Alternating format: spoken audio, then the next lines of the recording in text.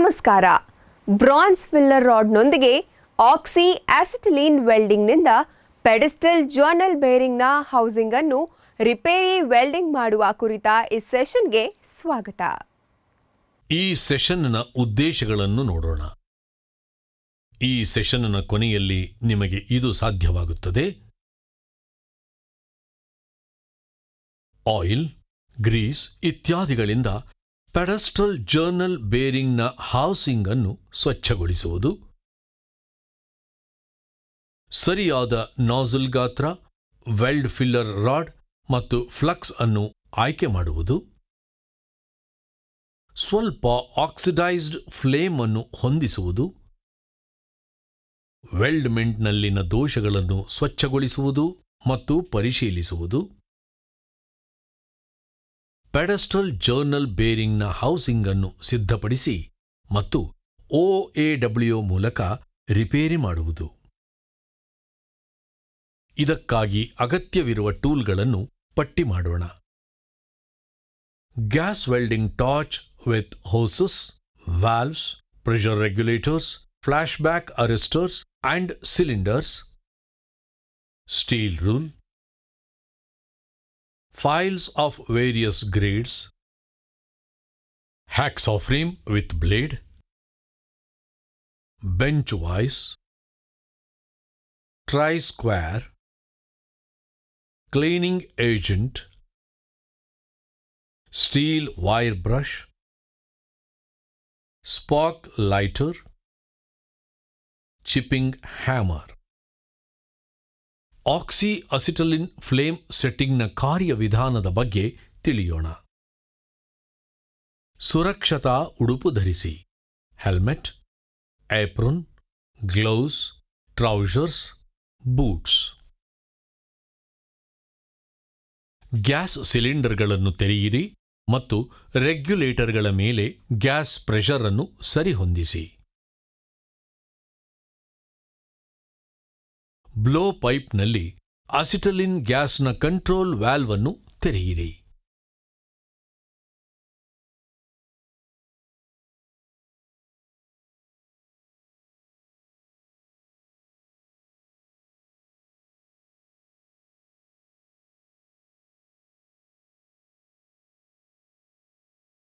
Spark lighter ಬಳಸಿ flame ಅನ್ನು ಹೊತ್ತಿಸಿ.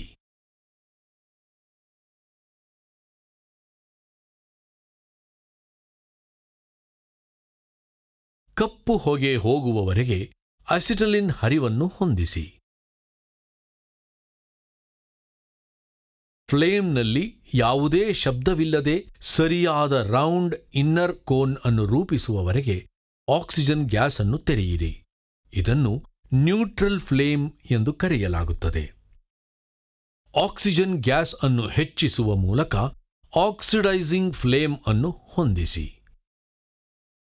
Oil, Greece ಮತ್ತು ಡರ್ಟ್ಗಳಿಂದ ಪೆಡೆಸ್ಟಲ್ ಜರ್ನಲ್ ಬೇರಿಂಗ್ನ ಹೌಸಿಂಗ್ ಸರ್ಫೇಸ್ ಅನ್ನು ಸ್ವಚ್ಛಗೊಳಿಸಿ. ಫ್ಲಾಟ್ ಬ್ಯಾಸ್ಟರ್ಡ್ ಫೈಲ್ ಅನ್ನು ಬಳಸಿಕೊಂಡು ಫೈಲಿಂಗ್ ಮಾಡುವ ಮೂಲಕ ಆಕ್ಸೈಡ್ಗಳನ್ನು ತೆಗೆದುಹಾಕಿ. ಬ್ಯಾಸ್ಟರ್ಡ್ ಮತ್ತು ಸ್ಮೂತ್ ಫೈಲ್ಗಳನ್ನು ಬಳಸಿಕೊಂಡು 90 ಡಿಗ್ರಿ ಆಂಗಲ್ ಒಳಗೊಂಡಂತೆ ಸಿಂಗಲ್ ವೇ ಅನ್ನು ರೂಪಿಸಲು ಪ್ಲೇಟ್ನ ಅಂಚುಗಳನ್ನು ಫೈಲ್ ಮಾಡಿ. ಸ್ಮೂತ್ ಫೈಲ್ಗಳೊಂದಿಗೆ ಫೈಲಿಂಗ್ ಮಾಡುವ ಮೂಲಕ ಎಲ್ಲಾ ಚೂಪಾದ ಅಂಚುಗಳನ್ನು ರೌಂಡ್ ಮಾಡಿ. ವರ್ಕ್ ಪೀಸ್ನ ದಪ್ಪವು 4.8 mm ಆಗಿದೆ. ಆದ್ದರಿಂದ ನಾಜಲ್ ಸಂಖ್ಯೆ 13 ಅನ್ನು ಆಯ್ಕೆ ಮಾಡಿ. ಎರಡೂ ಗ್ಯಾಸ್ಗಳಿಗೆ 0.15 kg force per square centimetre pressure ಅನ್ನು ಹೊಂದಿಸಿ.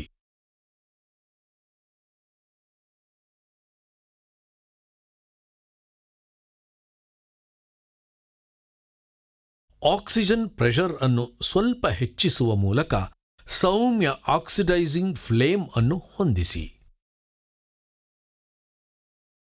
ಬ್ರಾನ್ಸ್ ಫ್ಲಕ್ಸ್ ಅನ್ನು ಆಯ್ಕೆ ಮಾಡಿ ಮತ್ತು ಹಾಟ್ ಫಿಲ್ಲರ್ ರಾಡ್ ಅನ್ನು ಅದ್ದಿ ಪುಡಿ ರೂಪದಲ್ಲಿ ಅನ್ವಯಿಸಿ.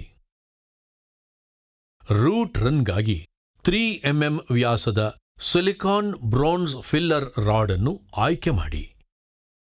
2.5 mm ಏಕರೂಪದ ರೂಟ್ ಗ್ಯಾಪ್ನೊಂದಿಗೆ ಜಾಯಿಂಟ್ನ ಎರಡೂ ತುದಿಗಳಲ್ಲಿ ಟ್ಯಾಕ್ ವೆಲ್ಡ್ ಮಾಡಿ. 30 ಡಿಗ್ರಿ ಸ್ಲೋಪ್ನಲ್ಲಿ ಜಾಬ್ ಅನ್ನು ಇರಿಸಿಕೊಂಡು ಲೆಫ್ಟ್ವರ್ಡ್ ಟೆಕ್ನಿಕ್ ಅನ್ನು ಬಳಸಿ ರೂಟ್ ರನ್ ಅನ್ನು ವೆಲ್ಡ್ ಮಾಡಿ. ಲೆಫ್ಟ್ವರ್ಡ್ ಅಥವಾ ಫಾರ್ವರ್ಡ್ ವೆಲ್ಡಿಂಗ್. ಈ ಟೆಕ್ನಿಕ್ನಲ್ಲಿ ಟಾರ್ಚ್ ಅನ್ನು ಬಲಗೈಯಲ್ಲಿ ಹಿಡಿದಿಟ್ಟುಕೊಳ್ಳಲಾಗುತ್ತದೆ ಮತ್ತು ಫಿಲ್ಲರ್ ರಾಡ್ ಆಪರೇಟರ್ನ ಎಡಗೈನಲ್ಲಿರುತ್ತದೆ. ವೆಲ್ಡಿಂಗ್ ಅನ್ನು ಪ್ಲೇಟ್ನ ಬಲತುದಿಯಿಂದ ಪ್ರಾರಂಭಿಸಲಾಗುತ್ತದೆ ಮತ್ತು ಎಡಗಡೆಗೆ ಚಲಿಸುತ್ತದೆ. ಬೀಡ್ ಅನ್ನು ನಿರ್ಮಿಸುವ ಮೊದಲು ಫಿಲ್ಲರ್ ಮೆಟಲ್ನಿಂದ ಫೇಸ್ಗಳ ವೆಲ್ಡಿಂಗ್ ಅನ್ನು ಖಚಿತಪಡಿಸಿಕೊಳ್ಳಿ. ಬ್ಲೋ ಪೈಪ್ಗೆ ಸರ್ಕ್ಯುಲರ್ ಮೋಷನ್ ಅನ್ನು ನೀಡುವ ಮೂಲಕ ವೆಲ್ಡ್ ಫೇಸ್ಗಳನ್ನು ಮಾತ್ರ ಡಲ್ ರೆಡ್ ಕಲರ್ಗೆ ಬಿಸಿ ಮಾಡಿ. ಸ್ಟೀಲ್ ವೈರ್ ಬ್ರಷ್ ಬಳಸಿ ರೂಟ್ ರನ್ ಅನ್ನು ಸ್ವಚ್ಛಗೊಳಿಸಿ. ಫ್ಲಕ್ಸ್ ಅನ್ನು ಅನ್ವಯಿಸಿದ ನಂತರ 5 mm ಫಿಲ್ಲರ್ ರಾಡ್ ಬಳಸಿ ಎರಡನೇ ರನ್ ಅನ್ನು ಡಿಪಾಸಿಟ್ ಮಾಡಿ. ಗರಿಷ್ಠ 1.5 mm ರೇಇನ್ಫೋರ್ಸ್ಮೆಂಟ್ ಮತ್ತು ಉತ್ತಮ ರಿಪಲ್ ರಚನೆಯನ್ನು ಪಡೆಯಲು ಫಿಲ್ಲರ್ ಮೆಟಲ್ನಿಂದ ಜಾಯಿಂಟ್ ಅನ್ನು ತುಂಬಿಸಿ. ಯಾವುದೇ ಫ್ಲಕ್ಸ್ ರೆಸಿಡ್ಯೂ ಅನ್ನು ತೆಗೆದುಹಾಕುವ ಜಾಯಿಂಟ್ ಅನ್ನು ಸ್ವಚ್ಛಗೊಳಿಸಿ. ದೋಷಗಳಿಗಾಗಿ ನೋಟದಿಂದ ಪರೀಕ್ಷಿಸಿ. ಅನುಸರಿಸಬೇಕಾದ ಮುನ್ನೆಚ್ಚರಿಕೆಗಳ ಬಗ್ಗೆ ತಿಳಿಯೋಣ.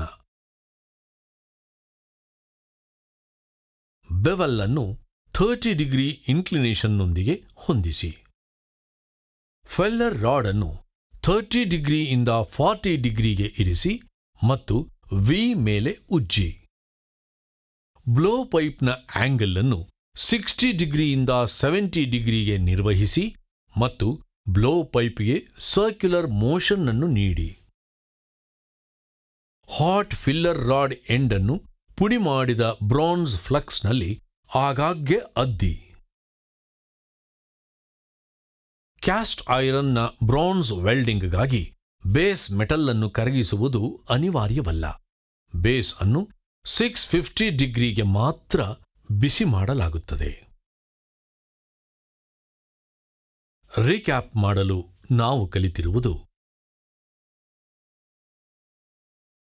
ಆಯಿಲ್, ಗ್ರೀಸ್ ಇತ್ಯಾದಿಗಳಿಂದ ಜಾಬ್ ಪೀಸ್ಗಳನ್ನು ಸ್ವಚ್ಛಗೊಳಿಸುವುದು, ಸರಿಯಾದ ನಾಜಲ್ ಗಾತ್ರ, ವೆಲ್ಡ್ ಫಿಲ್ಲರ್ ರಾಡ್ ಮತ್ತು ಫ್ಲಕ್ಸ್ ಅನ್ನು ಆಯ್ಕೆ ಮಾಡುವುದು, ಸ್ವಲ್ಪ ಆಕ್ಸಿಡೈಸ್ಡ್ ಫ್ಲೇಮ್ ಅನ್ನು ಹೊಂದಿಸುವುದು, ವೆಲ್ಡ್ ಮೆಂಟ್ನಲ್ಲಿನ ದೋಷಗಳನ್ನು ಸ್ವಚ್ಛಗೊಳಿಸುವುದು ಮತ್ತು ಪರಿಶೀಲಿಸುವುದು, ಪೆಡಸ್ಟಲ್ ಜರ್ನಲ್ ಬೇರಿಂಗ್ನ ಹೌಸಿಂಗ್ ಅನ್ನು ಸಿದ್ಧಪಡಿಸುವುದು ಮತ್ತು OAW ಮೂಲಕ ರಿಪೇರಿ ಮಾಡುವುದು. ಇದು ಸಿಎಲ್ ಮತ್ತು ಬ್ರಾನ್ಸ್ ಫಿಲ್ಲರ್ ರಾಡ್ನೊಂದಿಗೆ ಆಕ್ಸಿ ಅಸಿಟಿಲೀನ್ ವೆಲ್ಡಿಂಗ್ನಿಂದ ಮುರಿದಂತಹ ಸಿಎಲ್ ಮಷೀನ್ ಭಾಗಗಳ ರಿಪೇರ್ ವೆಲ್ಡಿಂಗ್ ಕುರಿತ ಮಾಹಿತಿಯಾಗಿದೆ.